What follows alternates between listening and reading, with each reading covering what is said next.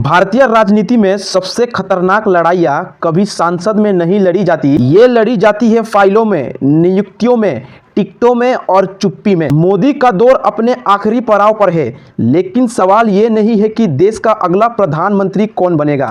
सवाल है उत्तराधिकारी का। मोदी के बाद बीजेपी पर कंट्रोल किसका होगा। एक तरफ है अमित शाह, चुनाव मशीनरी के इंजीनियर, सत्ता के गणितज्ञ, मॉडर्न के चाणक्य, जो आंकड़ों से देश चलाना जानते हैं। लेकिन दूसरी तरफ है योगी आदित्यनाथ, जिनके पास सड़कों से उठी राजनीति, भीड़ का उन्माद और हिंदुत्व की खुली चुनौती। ये टकराव सिर्फ दो हस्तियों का नहीं, बल्कि ये टकराव है डेटा वर्सेस जनभावना का, दिल्ली वर्सेस लखनऊ का, मैनेजमेंट वर्सेस मास अपील का। 2017 में जब दिल्ली ने एक मुख्यमंत्री तय किया तो यूपी ने उसे नकार दिया। उसी दिन अमित शाह को एहसास हो गया था कि योगी आदित्यनाथ सिर्फ एक मुख्यमंत्री नहीं, बल्कि एक स्वतंत्रता पावर सेंटर हैं। और एक चैलेंज दिल्ली तक पहुंचा कि यूपी को दिल्ली से नहीं चलाया जा सकता। एक बार फिर 2024 में अमित शाह ने कहा कि यूपी को मैं चलाऊंगा, और योगी के लोगों के टिकट काट दिए। लेकिन यूपी की जमीन योगी के पास थी। जहां अमित शाह के पास संगठन है, संसाधन है, पूरा सिस्टम है, वहीं योगी आदित्यनाथ के पास वो है जिसे कोई चुनाव खरीद नहीं सकता। और अब 2027 नजदीक है और ये जंग अपने सबसे घातक मोड़ पर पहुंच चुकी है।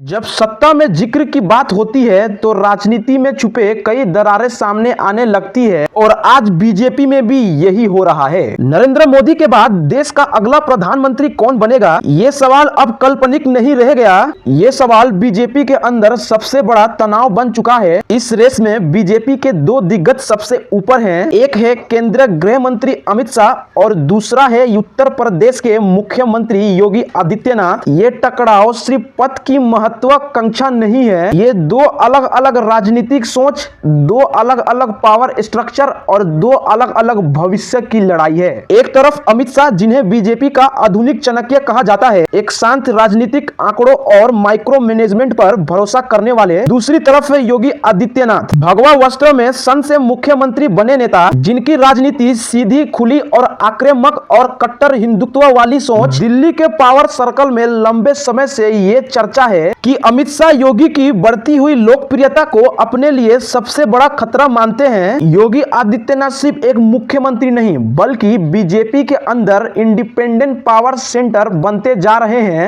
उनकी रैलियों की भीड़, आरएसएस से नजदीकी और हिंदुत्व की खुली भाषा उन्हें पार्टी के केडर में खास बनाती है। वहीं दूसरी तरफ शाह ने पार्टी की पूरी चुनाव मशीनरी खड़ी की। बूथ लेवल मैनेजमेंट से लेकर माइक्रो प्लानिंग और गठबंधन की राजनीति तक। मोदी के दौर में इन दोनों ने कभी खुले तौर पर ये टकराव नहीं दिखाया, लेकिन अंधड़ी अंधड़ ये जंग लगातार चलती रही। अब जैसे जैसे नरेंद्र मोदी का युग अपने अंतिम चरण की ओर बढ़ रहा है, वैसे ही ये टकराव और तेज होता जा रहा है। हर एक नियुक्ति, हर एक चुनाव, हर एक प्रशासनिक फैसला अब एक प्रॉक्सी वार बनता जा रहा है। पार्टी के पुराने नेता डरते हैं कि इन दोनों का ये टकराव बीजेपी की एकता ना तोड़ दे, खासकर उत्तर प्रदेश में। और उत्तर प्रदेश कोई आम स्टेट नहीं, वो 80 सांसद देता है और दिल्ली की सत्ता की चाबी रखता है। तो आज इस राइवलरी की शुरुआत शुरू से करते हैं। जब योगी आदित्यनाथ 2017 में यूपी के मुख्यमंत्री बनाए गए थे, आदित्यनाथ योगी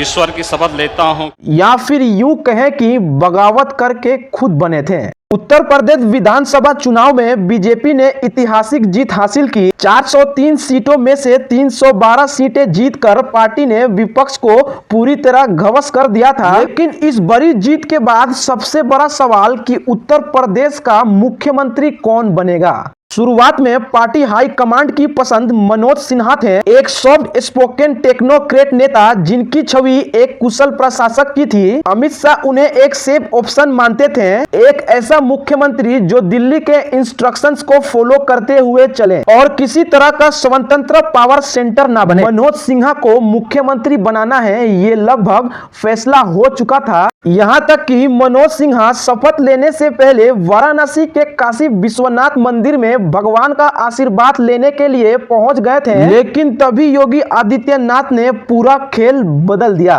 जो कि उस समय गोरखपुर के फायर ब्रांड सांसद और गोरखपुर मठ के हेड थे। धूर्मीकरण वाली स्पीच और हिंदुत्व के लिए मशहूर योगी ने विधायकों के बीच समर्थन जुटाना शुरू किया और आरएसएस केडर से सपोर्ट मोबिलाइज किए। मतलब बगावत पूरी तरह से हो चुकी थी। उन्होंने पूर्वांचल में अपने दबदबे का इस्तेमाल किया, जहां एक तरफ वो गोरखपुर मठ के हेड थे और मठ का नेटवर्क ठाकुरों और अपर कास्ट वोटरों पर असर रखता है, और दूसरी तरफ आरएसएस प्रचारकों से उनकी नजदीकी बढ़ चुकी थी। आखिरकार लखनऊ में एक मीटिंग होती है और तर्क दिया गया कि यूपी जैसे स्टेट में सिर्फ वही नेता सफल हो सकता है जो हिंदू वोटों को पूरी तरह से कंसोलिडेट कर सके। आरएसएस ने भी योगी की ऑर्गेनाइजेशन स्किल और जमीनी पकड़ यानी योगी जी का जलवा कैंपिंग के दौरान ही देख लिया था। आखिरकार आखिरी वक्त पर फैसला पलट गया और यूपी के मुख्यमंत्री बनते हैं योगी आदित्यनाथ। और यही पल अमित शाह के लिए एक झटका था। अंदर ही अंदर ये कहा जाता है कि अमित शाह अभी तक उसी हाईजैक को भूल नहीं पाए हैं। यहीं से योगी आदित्यनाथ को एक ऐसे नेता के रूप में देखा जाने लगा जो दिल्ली के पसंद के खिलाफ जाकर भी सत्ता हासिल कर सकता है। फिर 2017 में ही और योगी जी के ही चलते नरेंद्र मोदी और अमित शाह के बीच टकरार की खबरें भी सामने आने लगी। 2017 में भाजपा के सूत्रों ने नेशनल हेराल्ड को बताया कि अरुण जेटली, अमित शाह और नरेंद्र मोदी के साथ जेटली के कार्यालय में वरिष्ठ कैबिनेट सहयोगियों की देर शाम मीटिंग हुई और इस मीटिंग का उद्देश्य था मोदी और शाह के बीच बढ़ते हुए मतभेद को दूर करना। और वो मतभेद क्या थे? मोदी जी, अमित शाह और योगी आदित्यनाथ जैसे कट्टर हिंदुत्ववादी चेहरों से उनकी बढ़ती हुई नजदीकी से नाखुश थे। उन्होंने बताया कि अमित शाह को केरल के अपने रोड शो के बीच से ही दिल्ली बुला लिया गया क्योंकि मोदी नहीं चाहते थे कि योगी आदित्यनाथ केरल में चुनाव प्रचार करें। इसका मतलब नरेंद्र मोदी भी योगी जी को पसंद नहीं करते थे। खबरों के मुताबिक नरेंद्र मोदी ने अमित शाह से कहा कि 2002 में गुजरात दंगों के बाद उन्होंने अपने हिंदू हृदय सम्राट की छवि से छुटकारा पाने के लिए काफी संघर्ष किया है और हर जगह योगी की मौजूदगी उनकी उसी छवि को नुकसान पहुंचा रही है। उन्होंने अमित शाह से कहा कि योगी आदित्यनाथ को गुजरात में भाजपा के मुख्य प्रचारकों में शामिल नहीं किया जाना चाहिए। आगे न्यूज सोर्सेस के मुताबिक मोदी ने अमित शाह से कहा कि विकास ही मुख्य एजेंडा होना चाहिए क्योंकि इसी के दम पर 2014 में एनडीए सत्ता में आया है और क्योंकि 2019 नजदीक है इसलिए हिंदुत्व को प्रमुखता देने से पार्टी की चुनावी संभावनाओं को नुकसान पहुंच सकता है। देखा जाए तो 2014 में बीजेपी की जीत की मुख्य एजेंडा हिंदुत्व नहीं था बल्कि विकास था। काले धन को वापस लाना था, काला धन वापस आना चाहिए, पेट्रोल डीजल और महंगाई को कम करना था। गैस हो, पेट्रोल हो, डीजल हो, हर प्रकार से महंगाई बढ़ रही है कि नहीं बढ़ रही है? भ्रष्टाचार की कमर तोड़नी थी। हम सब भ्रष्टाचार के सारे रास्ते बंद करने में लगे। उस टाइम कांग्रेस में भ्रष्टाचार पीक पर था। चारों तरफ से कांग्रेस को भ्रष्टाचार के लिए घेरा जाता था। ये सरकार का सबसे बड़ा घोटाला था कॉमनवेल्थ, 2G, कोयला। इन बड़े स्कीमों और गिरते हुए रुपए की वैल्यू कैसे नहीं होता मित्रों, मैं शासन में बैठा हूं, मुझे मालूम है इस प्रकार से रुपया इतनी तेजी से गिर नहीं सकता। इन सब की बातें करके नरेंद्र मोदी और बीजेपी सत्ता में आए थे। Where this man, 63-year-old Narendra Modi, is about to become one of the world's most powerful leaders. इसीलिए नरेंद्र मोदी को डर था कि आने वाले 2019 के चुनाव में अगर हम हिंदुत्व को प्रमुखता देंगे तो पार्टी को चुनाव में भारी नुकसान का सामना करना पड़ सकता है। लेकिन वहीं दूसरी तरफ इन सब से हटकर योगी आदित्यनाथ का स्टाइल ऑफ पॉलिटिक्स अलग होता जा रहा था। उन्होंने मुख्यमंत्री बनने के बाद anti Romeo squad, slaughter house crackdown, गोली का जवाब गोली से, माफियाओं की एक लिस्ट बनाई। इस माफिया को मिट्टी में मिला देंगे। अगर किसी ने कोई अपराध किया हो तो वो तो जाएगा ही, लेकिन उसके साथ साथ जाएगा उसका घर, उसका परिवार और उसकी प्रॉपर्टी। और इन सब के बाद योगी आदित्यनाथ बन चुके थे बुलडोजर बाबा। बुलडोजर बाबा, ये सब आपके साथ, आपके नाम के साथ जुड़ा हुआ है।